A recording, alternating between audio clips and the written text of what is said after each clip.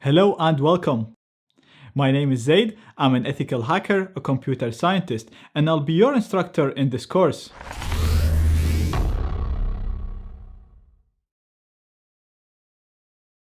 Now, before diving into the course content, let's talk about the main topics that we're going to cover in this course. So, we're going to talk about privacy, anonymity, the dark web, and security. I chose to cover all of these topics in one course because I think they are very related, and sometimes on the internet it's very difficult to achieve one of them without the others.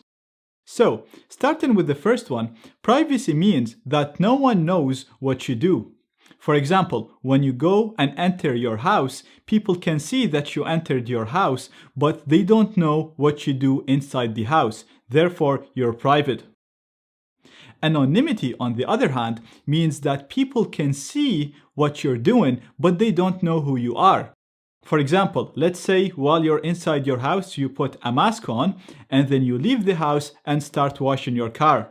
Now, people can see that there is somebody washing the car, so they can see what you're doing, they can see the activity, but they don't know who is that person washing the car because you have a mask, therefore you're hiding your identity.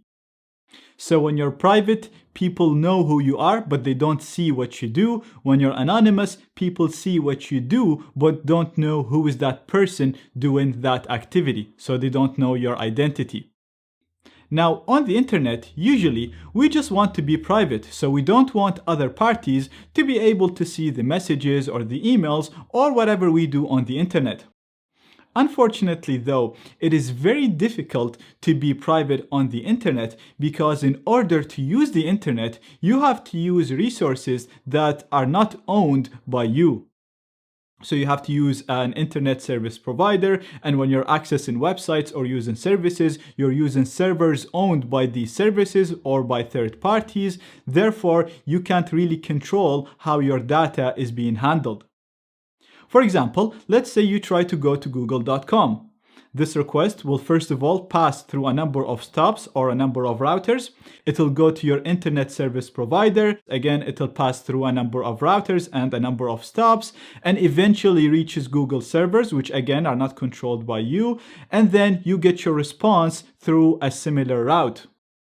Therefore, both your request and the response will pass through a number of stops that you don't own or don't control. So anybody operating or working on these stops will be able to see your traffic, you will be able to see your activity. Not only that, but hackers and government agencies and other entities can possibly intercept these requests and responses at any point and therefore see what you're doing. Therefore, your privacy is gone.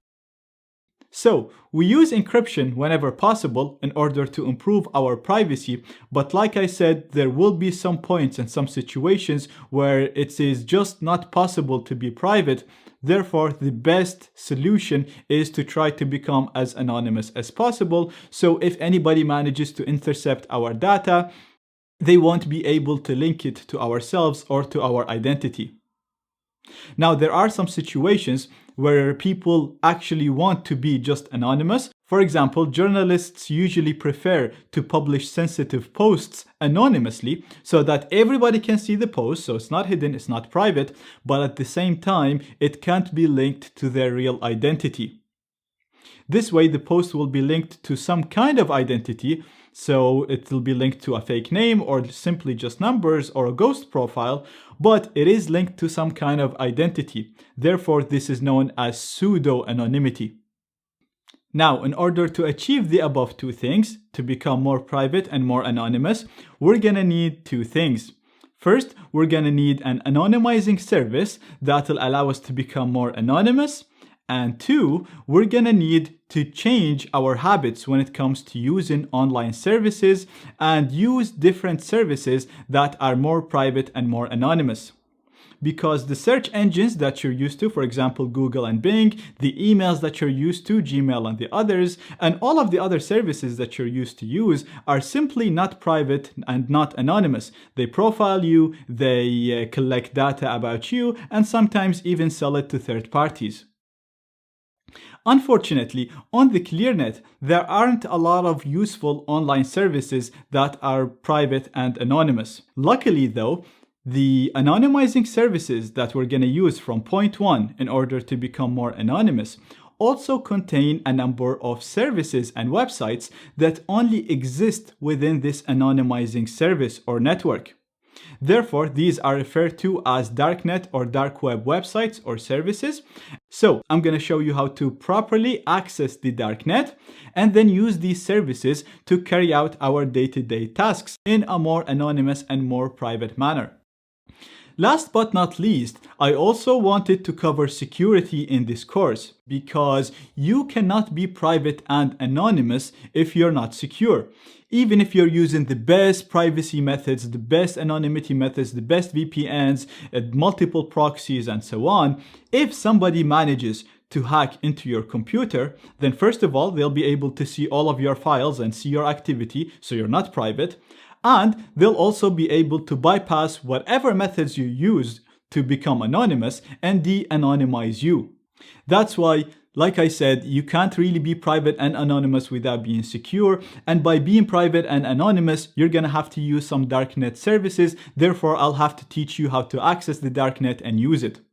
So the four topics really click with each other, and when you learn these topics, you'll be able to use them and apply them in different situations. You might be at a scenario that I can't think of that requires you to be a little bit private or anonymous.